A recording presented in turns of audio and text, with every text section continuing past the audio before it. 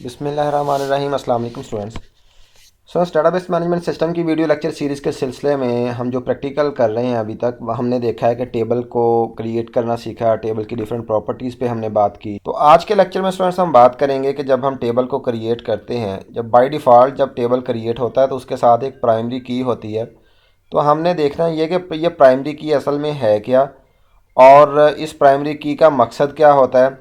गो कि हम थोरेटिकली भी इसे प्राइमरी की को बड़ी अच्छी तरह से अंडरस्टैंड करेंगे, लेकिन क्योंकि आप लोग जब बार बार टेबल्स को क्रिएट कर रहे होंगे, प्रैक्टिकल कर रहे होंगे, तो ये आपको समझ नहीं आ रही होगी कि ये प्राइमरी की जो है ये क्यों लगाई गई है। क्योंकि ना तो ये ब्लैंक रहने देती है किसी कॉलम को और ना ही ये उसके डुप्लीकेट उसे होने देती है। तो आइए सबसे पहले हम थोड़ा सा प्राइमरी की का देख लेते हैं। उसके बाद हम थोड़ा सा जो है वो टच करेंगे रिलेशनशिप को, क्योंकि हम थोरेटिकली रिलेशनशिप को भी स्टडी कर चुके हैं। रिलेशनशिप के ऊपर हम काफ़ी जो है वो एडवांस इंशाल्लाह ताला हम वहाँ पे रिलेशनशिप की बात करेंगे और अच्छी तरह से उसे समझने की कोशिश करेंगे। लेकिन आज के लेक्चर में हम उसे थोड़ा सा टच करते हैं कि रिलेशनशिप्स जो हैं वो टेबल्स के किस तरह से बनाए जाते हैं। तो चलिए आइए सबसे पहले हम जो है वो अपनी डेटाबेस को ओपन करते हैं। डिफरेंट तरीके हैं ओपन करने के, यहाँ से भी आप एक्सेस को ओपन कर सकते हैं ऑफिस के अंदर जाके। लेकिन मैंने क्योंकि डेटाबेस जो है वो एक क्रिएट की हुई है कॉलेज के नाम से, और ये डेस्कटॉप पे मैंने यहाँ पे इसका जो है वो सेव किया हुआ है इसे। तो मैं यहाँ पे डबल क्लिक कर लेता हूँ इसी पे, तो यहाँ से ये ओपन हो जाएगा। तो ये देखें मेरे पास जो कॉलेज की डेटाबेस जो है ये ओपन हो चुकी है, और इसमें वही दो जो हमने जो टेबल बनाए थे, दो, एक स्टूडेंट का और एक टीचर का, ये दो हमने टेबल्स वहाँ पे बनाए थे। और इसे हम थोड़ा सा देखते हैं कि अगर हम फॉर एग्ज़ाम्पल न्यू टेबल को जब क्रिएट करें फॉर एग्ज़ाम्पल यहाँ पे, तो ये देखें यहाँ पे टेबल वन का जो हमारे पास टेबल वन क्रिएट हुआ है, इसे हम क्या करेंगे, इसे हम सेव करें अगर टेबल वन को, तो यहाँ पे ये पूछेगा इसका नाम। तो यहाँ पे हम क्या दे देते हैं, ये कोर्सेज जो है, ये कोर्सेज के नाम से हम इसे सेव कर देते हैं कोर्सेज। तो यहाँ पे ओके के बटन पे क्लिक करें तो ये देखें कोर्सेज के नाम से हमारा टेबल जो है ये क्रिएट हो चुका है। ये वही डाटा शीट व्यू है, यहाँ से भी आप लोग जो हैं वो इसके कॉलम्स जो हैं वो क्रिएट कर सकते हैं, कॉलम्स बना सकते हैं। इसके अलावा हम क्या करते हैं, जो हमारा नॉर्मली हम इसे डिज़ाइन व्यू में जाके तो वहाँ से हम इसे जो है वो एडिट करते हैं, इसके कॉलम्स वगैरह जो भी ऐड करने हैं या डिलीट करने हैं, या उनकी हमने डाटा टाइप्स वगैरह को चेंज करना है। तो यहाँ पे आ जाएं, यहाँ पे आईडी का कॉलम है। तो बाय डिफ़ॉल्ट जो एक कॉलम आता है उसका नाम ये क्या देता है, आईडी। और उसकी डाटा टाइप कौन सी होती है, ऑटो नंबर, जो मैंने आपको पिछले लेक्चर में बड़ी अच्छी तरह से समझाया था कि ऑटो नंबर क्या होता है। कि ऑटो नंबर में हमें खुद से नंबर नहीं देना पड़ता, बल्कि ये डाटाबेस जो है ये हमें फैसिलिटी प्रोवाइड कर देती है। टेबल जो है ये खुद ब खुद ही नंबर लेता जाता है, हम सिर्फ रिकॉर्ड्स को एंटर करते रहते हैं और ये खुद ब खुद ही नंबर जो है इसमें ये अपग्रेड करता रहता है, उसमें इंक्रीमेंट करता रहता है।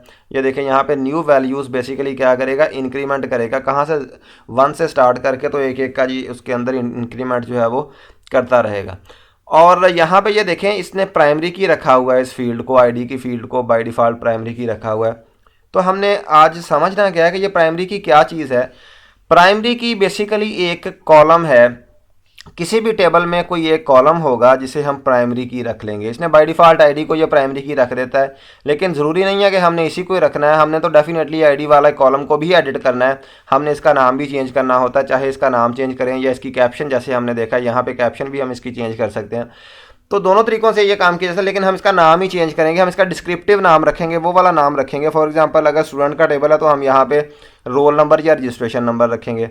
अगर ये टीचर का जो है वो टेबल है तो हम डेफिनेटली टीचर का CNIC जो है उसे हम बतौर ले सकते हैं जो है वो हमारा न्यूमेरिक वैल्यू के।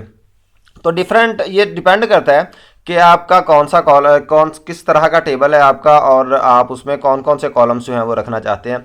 तो ये फील्ड्स जो हैं ये बेसिकली कॉलम्स ही हैं, और यहाँ पे ये प्राइमरी की इसने रखा हुआ है। अब मैं ये समझाना मकसद है कि प्राइमरी की क्या होती है। ये देखें स्टूडेंट का टेबल, अगर मैं यहाँ पे डिज़ाइन व्यू में खोलूँ तो ये मेरे पास स्टूडेंट का टेबल जो है ये ओपन हो गया। इसमें आईडी है और स्टूडेंट नेम है। यहाँ पे हम क्या करते हैं, थोड़ा सा इसे मैं इम्प्रूव कर लेता हूँ। स्टूडेंट का एड्रेस है, इसके अलावा स्टूडेंट के हमारे पास जो हैं कोर्सेज़ हैं, और इसके अलावा उसका सेल फ़ोन है, सेल नंबर हम यहाँ पे रख लेते हैं। और डिफरेंट जो है हम इसके जो कॉलम्स जो हैं वो जो है वो सिलेक्ट कर सकते हैं, यहाँ पे हम ऐड कर सकते हैं। तो जब मैं इसे सेव करूंगा तो ये डेफिनेटली ये वाले कॉलम्स जो हैं ये भी सेव हो जाएंगे। अब फॉर एग्जांपल लेट्स अज्यूम कि ये स्टूडेंट का जो टेबल है हमारे पास, इसमें ये वाले रिकॉर्ड्स हैं। यहाँ पे हमने एड्रेस भी दिया हुआ है, कोर्सेज भी दिए हुए हैं, सेल नंबर्स वगैरह भी दिए हुए हैं यहाँ पे। गो के हमने अभी नहीं दिए हुए, लेट्स अज्यूम कि यहाँ पे दिए हुए हों अगर, तो हमने अगर फॉर एग्जांपल ये कॉलेज की जो है ये डेटाबेस हो और यहाँ पे कोई स्टूडेंट का जो है वो पेरेंट यहाँ पे आ जाए और वो आके यहाँ पे ये कहे कि भाई मेरे बेटे का नाम ज़ुबैर है और उसका आप क्या करें, उसके आप कोर्सेज चेंज कर दें। या लेट्स से आप ये कहें कि वो कहे कि भाई उसका एड्रेस चेंज कर दें, वो लाहौर से अब हम जो है वो इस्लामाबाद शिफ्ट हो गए हैं, तो अब मेरा हमारा जो एड्रेस है वो लाहौर से जो है वो चेंज करके तो कर दिया जाए, इस्लामाबाद कर दिया जाए। अब फॉर एग्जांपल यहाँ पे जो डाटा एंट्री ऑपरेटर बैठा हुआ होगा वो जब देखेगा अपनी डेटाबेस के, अपना टेबल खोलेगा स्टूडेंट्स वाला, तो यहाँ पे तो मेरे पास कोई 5 7 या 10 रिकॉर्ड हैं, लेकिन अगर अब ये पूरी डेटाबेस हो कॉलेज की तो यहाँ पे उसे कम अज़ कम भी अगर मिले तो उसमें 100 ज़ुबैर उसे मिल जाएंगे पूरे कॉलेज की डेटाबेस में से, या यूनिवर्सिटी की डेटाबेस में उसे इससे भी ज़्यादा जो है वो ज़ुबैर नाम के लोग मिल जाएंगे। तो वो किस तरह से आइडेंटिफाई करेगा वो पेरेंट जो है कि भाई मेरे बेटे का कौन सा रिकॉर्ड है। तो ये हमें ये जो हमारा डेटाबेस एडमिनिस्ट्रेटर है, डेटाबेस को बनाने वाला है, जो डेवलपर होगा डेटाबेस का, उसकी जिम्मेदारी है कि वो कोई एक ऐसा कॉलम बीच में बनाए जो कि यूनिकली आइडेंटिफाई करे हर रिकॉर्ड को। यानी कि कोई भी जो है वो पेरेंट है या कोई भी स्टूडेंट है वो आके ये ना कहे कि भाई मेरा नाम ज़ुबैर है। अगर तो उस कॉलेज में सिर्फ एक ही ज़ुबैर है फिर तो डेफिनेटली वहाँ से आइडेंटिफाई हो सकता है कि भाई ये इनमें से कौन सा रिकॉर्ड है भाई जो ज़ुबैर का है। लेकिन अगर एक कॉलेज की डेटाबेस के अंदर, टेबल के अंदर, स्टूडेंट्स के टेबल के अंदर डेफिनेटली एक नाम के काफ़ी सारे स्टूडेंट्स होते हैं, तो उसे यूनिकली आइडेंटिफाई करने के लिए हमें कोई ऐसा कॉलम आइडेंटिफाई करना पड़ेगा कि जो कॉलम जो है वो यूनिकली आइडेंटिफाई कर सके कि वो कोई पेरेंट या स्टूडेंट खुद अगर आ रहा है कॉलेज में तो वो आके सिर्फ ये कहे कि मेरा रोल नंबर फलां है, यहाँ पे मेरा एड्रेस जो है वो चेंज कर दें, लाहौर की बजाय फैसलाबाद या इस्लामाबाद कर दें। तो वो सिंपली क्या करे, वो उस रोल नंबर को यहाँ से एक्सप्लोर करे, स्क्रॉल डाउन करे और उस तक जाए और वहाँ पे उसे चेंज कर दे। अगर वो मैनुअली यहाँ से डेटाबेस से करेगा, वैसे तो ये काम इस तरह से नहीं किया जाता, ये एसक्यूएल के ज़रिए से किया जाता है, लेकिन अभी हम इनिशियल स्टेज पे हैं तो मैं अभी आपको एसक्यूएल की बात नहीं करता।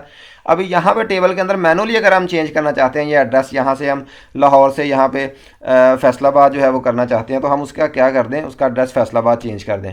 अब हमें वो कोई ऐसा कॉलम हो कि जिसमें ये वाली 112 वैल्यू जो है ये किसी और स्टूडेंट की ये वाली ना हो।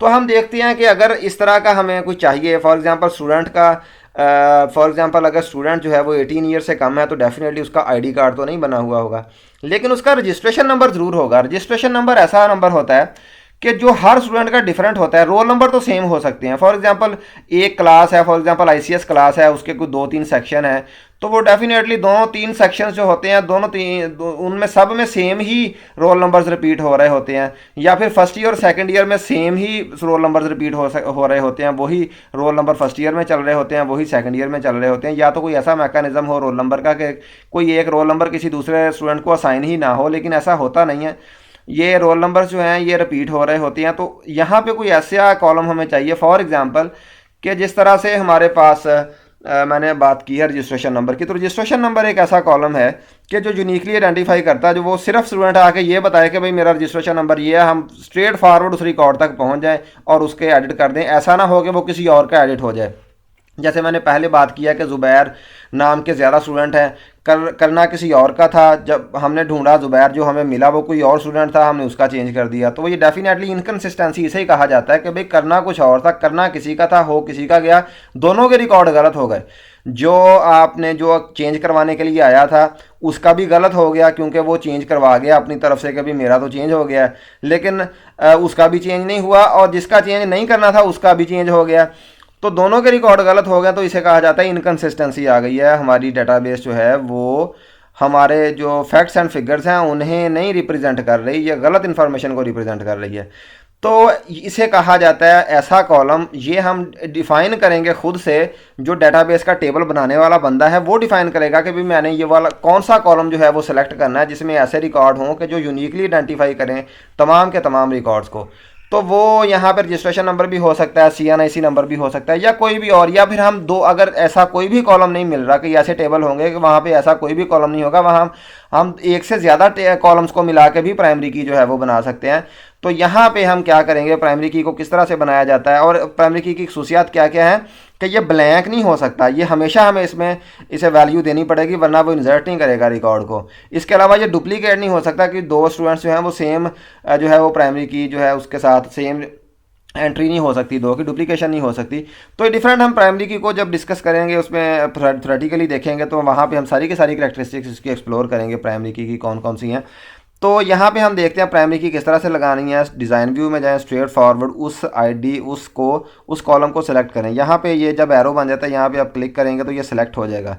इसे सेलेक्ट करने के बाद यहाँ पे ये देखें बटन है प्राइमरी की का, इसे प्राइमरी की बना दें। जब ये प्राइमरी की बना दिया है तो अब इसमें वो सारी की सारी करैक्टरिस्टिक प्राइमरी की वाली आ चुकी होंगी कि भाई ना तो ये खाली होगा, ना डुप्लीकेट होगा, और यूनिकली आइडेंटिफाई करने की सलाहियत रखेगा। डेफिनेटली जब डुप्लीकेशन एंट्री नहीं होगी तो फिर वो डेफिनेटली यूनिकली आइडेंटिफाई करेगा। अगर आप चाहते हैं कि भाई आपके पास एक कॉलम ऐसा मिल ही नहीं रहा आपको कि भाई जो यूनिकली आइडेंटिफाई करे, तो आप दो कॉलम्स को सिलेक्ट कर लें। ये देखें यहाँ पे आप क्लिक किया, आपने शिफ्ट दबाएं, जो होता है डाउन एरो होता है उसे क्लिक करें, तो ये देखें दो कॉलम सेलेक्ट हो गए। अब आप इन्हें प्राइमरी की बना दें। दोनों को सिलेक्ट करने के बाद आप करेंगे तो दोनों पे ये देखें की बन गई है, दोनों प्राइमरी की के तौर पे सिलेक्ट हो गए। तो अब ये दोनों मिल के यूनिकली आइडेंटिफाई करेंगे। फॉर एग्जांपल एक कॉलम में अगर रिकॉर्ड सेम भी आ रहे हैं तो दूसरा उसे यूनिकली आइडेंटिफाई कर देगा। जिस तरह से हम नेम और फादर नेम लिख लेते हैं कि अगर चलें फॉर एग्जांपल स्टूडेंट का नेम और फादर नेम साथ में इसलिए लिखा जाता है, कभी हो सकता है बाई चांस नेम सेम हो, लेकिन डेफिनेटली फिर अगर नेम सेम होगा तो हो सकता है उनके फादर का नाम जो है वो डिफरेंट हो, वहाँ से उनकी शनाख्त हो सकती है। तो इस तरह से होता है कि एक कॉलम अगर सेम भी हो तो दूसरा जो है वो से यूनिकली आइडेंटिफाई कर दे। तो इस तरह से हम किसी भी जो है टेबल है उसमें हम प्राइमरी की जो है उसे किसी भी कॉलम को रख सकते हैं, और जब उसे सेलेक्ट करके दोबारा इस पर क्लिक करेंगे वो प्राइमरी की रिमूव हो जाएगी। चलें आईडी को हम प्राइमरी की बना लेते हैं। इसके बाद हम टीचर पे आते हैं। टीचर पे हमने इसके डिज़ाइन व्यू में जाते हैं। इसके डिज़ाइन व्यू में जब हम गए हैं तो रजिस्ट्रेशन नंबर हमारे पास कॉलम है, ये भी यूनिकली आइडेंटिफाई करेगा, इसे प्राइमरी की बना देते हैं। अब ये हमारे पास दो प्राइमरी की के वाले कॉलम बन चुके हैं। हम इसे सेव कर लेते हैं। सेव करने के बाद जो यहाँ पे ये हो सकता है इसे प्राइमरी की ना बनाए, क्योंकि इसमें हो सकता है रिकॉर्ड जो हैं वो पहले ही जो है वो हो रहे हों, रिपीट हो रहे हों। तो चले हम इसे अभी प्राइमरी की नहीं बनाते, क्योंकि इसमें हमें रिकॉर्ड डिलीट करने पड़ेंगे वो वाले जो रिपीट हो रहे हैं। तो हम रिलेशनशिप पे जाते हैं सिंपली। यहाँ पे ये देखें, यहाँ पे आप डाटाबेस टूल्स में आ जाएं। डाटाबेस टूल्स में आपके पास ये देखें रिलेशनशिप्स है, यहाँ पे आप क्लिक कर लें। यहाँ पे तीन हमारे पास कॉलम्स हैं। कोर्सेज का हमने बनाया, स्टूडेंट है, टीचर है। हमने इन तीनों को सिलेक्ट करना है, तीनों को कर लें। ये ऐड के बटन पे क्लिक करें, फिर स्टूडेंट को सिलेक्ट करें, फिर ऐड के बटन पे क्लिक करें, फिर आप टीचर के को क्लिक करें और ऐड के बटन पे क्लिक कर दें और क्लोज़ कर दें। अब तीनों हमारे पास ये जो है ऐड हो चुके हैं। सिंपली बनाना किस तरह से है रिलेशनशिप, आपने उस जो है रिलेशनशिप बनेगा ना, किसी दो टेबल्स के दरमियान जब रिलेशनशिप बनता है तो स्टूडेंट्स ये कॉलम्स के दरमियान रिलेशनशिप बनता है।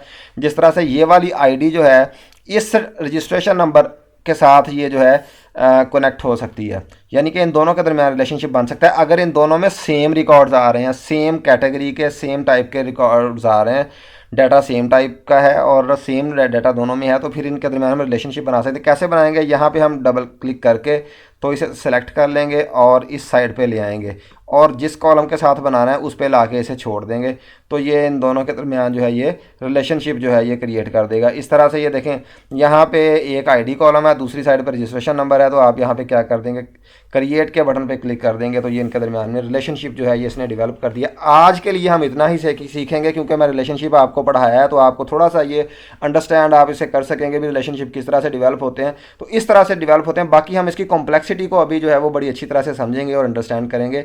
तो स्टूडेंट्स, उम्मीद करता हूँ कि आपने आज के लेक्चर को अच्छी तरह से सुना होगा, समझा होगा, अंडरस्टैंड किया होगा। इंशाअल्लाह ताला नेक्स्ट लेक्चर में किसी नए टॉपिक के साथ हाज़िर होंगे। तब तक के लिए अल्लाह हाफिज़।